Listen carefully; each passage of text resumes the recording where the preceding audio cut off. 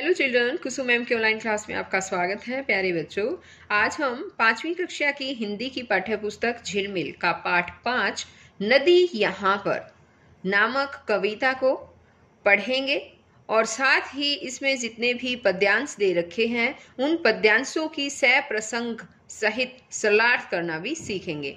Video शुरू करने से पहले एक और बात बच्चों, अगर आपको मेरी वीडियो अच्छी लगी हो तो प्लीज़ इसको लाइक भी करें और दोस्तों के साथ शेयर भी करें। और अगर आप अभी तक मेरे चैनल पर नए हैं तो चैनल को सब्सक्राइब भी करें और साथ में दिए बेल आइकन को जरूर प्रेस करें।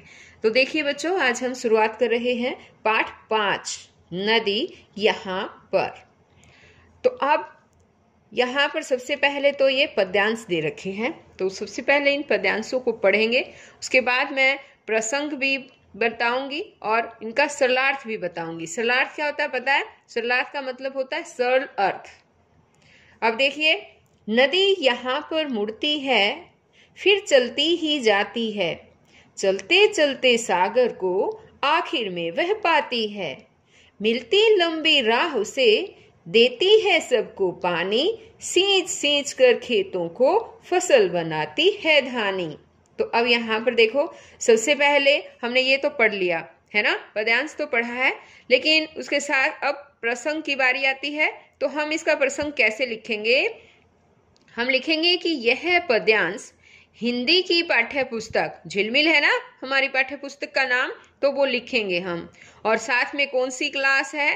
भाग 5 यानी कि 5वीं क्लास की है ये कविता। और उसके बाद कविता का नाम भी देते हैं कि उससे लिया गया। तो कैसे बोलेंगे इसको? हम बोलेंगे कि यह पद्यांश हिंदी की पाठ्य पुस्तक झिलमिल भाग 5 की कविता नदी यहाँ पर से लिया गया है।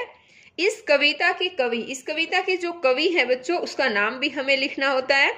कौन है पता है आपको? डॉक्टर श्री प्रसाद। तो हम लिखेंगे इस कविता के कवि डॉक्टर श्री प्रसाद हैं। और इसमें वो क्या कह रहे हैं, एक लाइन में हम वो बात भी बता देते हैं कि इसमें कवि ने नदी के निरंतर बढ़ते रहने के बारे में बताया है। तो अब देखिए यहाँ पर क्या कहा गया है कि नदी यहाँ पर मुड़ती है फिर चलती ही जाती है। यानी इसमें कवि कहता है कि नदी एक स्थान पर मुड़कर लगातार आगे बढ़ती रहती है, चलते चलते सागर को आखिर में वह पाती है। यानी कि वो चलते चलते आखिर में सागर तक पहुंच जाती है, मिलती लंबी राह से देती है सबको पानी, सींच सींच कर खेतों को फसल बनाती है धानी। तो अब यहाँ पर ये कहता है कि मिलती लंबी राह से, यहाँ पर इसने कहा कि उस दौरान उसे काफी लंबा समय जो है, काफी लंबा सफर, राह का मतलब रास्ता, यानी कि सफर तय करना पड़ता है। और रास्ते में ये सबको पानी देती जाती है, खेतों को ये सींचती जाती है और खेतों में जो फसलें होती है उसको बनाती है धानी का मतलब है हरी भरी बना देती है। यानी खेतों में जो फसलें हैं उसको हरी भरी बनाती चलती है। अब यहाँ पर एक बार ये पिक्चर दी गई है, सभी बच्चे इस पिक्चर को देखेंगे और समझेंगे कि नदी कैसे धरती पर आती है। तो यहाँ पर देखिए, यहाँ पर्वत दे रखे हैं है ना, पर्वतों से नदी जो है वो निकलती है और यहाँ से होती हुई टेढ़ी मेढ़ी होती हुई मैदानों में आ जाती है। और अब आगे देखिए क्या कहा गया है, चलती किसी जगह सीधी, टेढ़ी होती कहीं कहीं, लहर उठाती जाती है लेकिन थकती कहीं नहीं, कहीं करारों में छिपती मैदानों में आती है, खेल खेलती लुका छिपी बिल्कुल ही खो जाती है। तो अब यहाँ पर इसने क्या कहा है कि कहीं पर तो ये नदी सीधी चलती है और कहीं कहीं पर टेढ़ी हो जाती है। अब देखा ना, यहाँ पर देखो इसमें पिक्चर में दिखाया गया है ना, सीधी कहीं सीधी चल रही है, कहीं टेढ़ी हो जाती है। देखो यहाँ से है ना, तो बीच बीच में कहीं सीधी होती है, कहीं पर टेढ़ी चलती है ये। और आगे ये कहता है लहर उठाती जाती है, ये बीच बीच में लहरें भी उठाती जाती है लेकिन ये कहीं पर भी थकती नहीं है, कहीं करारों में छिपती, करारों का मतलब है बच्चों यहाँ पर टीलों में, कहीं कहीं पर ये टीलों में छिप जाती है और कहीं पर ये मैदानों में आती है, खेल खेलती लुका छिपी, ये जो है लुका छिपी के खेल खेलती रहती है और कहीं तो ये बिल्कुल ही खो जाती है, यानी कि कहीं पर ये बिल्कुल भी दिखाई नहीं देती है। तो अब यहाँ पर देखो एक बार, इस तस्वीर को ध्यान से देखिए। ये देखिए टेढ़ी मेढ़ी है ना, और यहाँ पर ये सीधी नदी चल रही है और यहाँ से टेढ़ी मेढ़ी है ना। तो अब ये पहाड़ों से होते हुए ये मैदानों में आ जाती है। जब ये पहाड़ों से नदी चलती है तो तेज गति से होती है, लेकिन यहाँ पर मैदानों में आकर इसकी गति जो है वो थोड़ी धीमी हो जाती है। और यहाँ पर ये भी है, आगे ये भी बताया जाएगा आपको कि जब ये मैदानों में आती है तो जहां से भी गुजरती है वहां की धरती को हरी भरी कर देती है, यानी कि फसलें वहां पर ज्यादा होती है। अब आगे देखिए, हमारा तीसरा पद्यांश है यहाँ पर। बहुत तेज थी पर्वत पर लेकिन जब नीचे आई।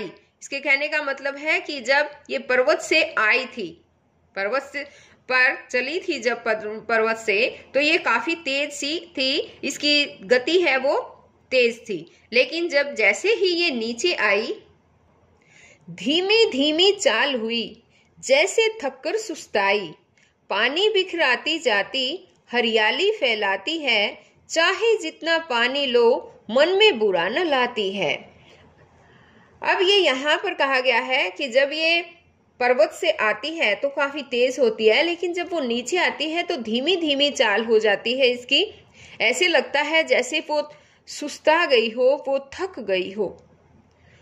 पानी बिखराती जाती, हरियाली फैलाती है, और वो अपना पानी हर जगह बिखेरती जाती है और हर जगह जहां से भी वो गुजरती है वहीं पर हरियाली फैलाती जाती है।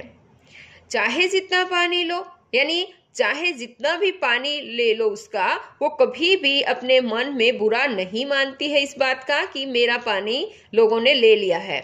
हम चाहे जितना भी पानी उसका ले सकते हैं। अब आगे देखिए, यहाँ पर देखो, इस पिक्चर को भी ध्यान से देखिए बच्चों।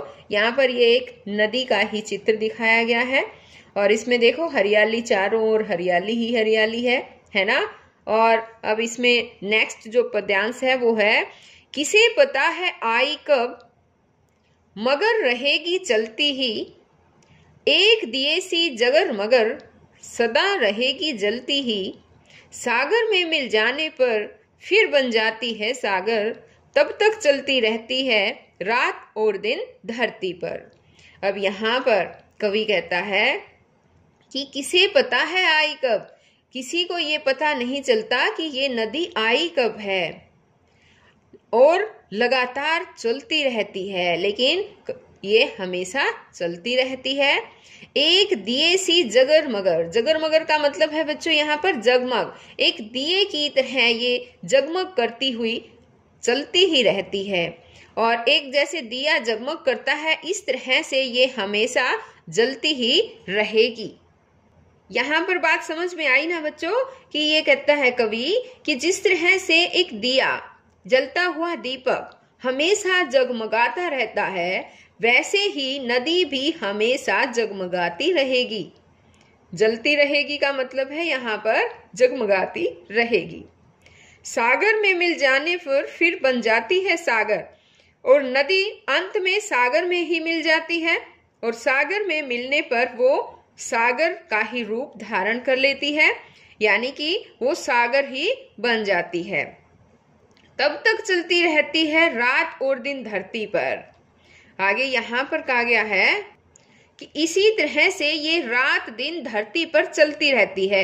इसका क्या मतलब, ये दो जो लास्ट में लाइनें दे रखी ना बच्चों, उनका अर्थ समझो। यहाँ पर इनका अर्थ ये बताया गया है कि नदी, जैसे देखो ये नदी है ना, ये क्या है, नदी सागर में मिल गई है ना। सागर में मिलने के बाद फिर ये इनका पानी जो है, सागर का पानी भाप बनकर आसमान में बादल बन जाता है, और फिर बादल जो है वो धरती पर वर्षा करके फिर वापस धरती पर आ जाता है, और इसी तरह से ये चक्र सदैव चलता रहता है। इसलिए यहाँ ये कहा गया है कि ये चलती रहती है रात दिन धरती पर।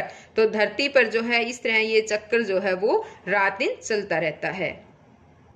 अब यहाँ पर देखिए, इसके कवि का नाम भी दिया गया है। क्या नाम है यहाँ पर, मुझे पढ़कर बताओ।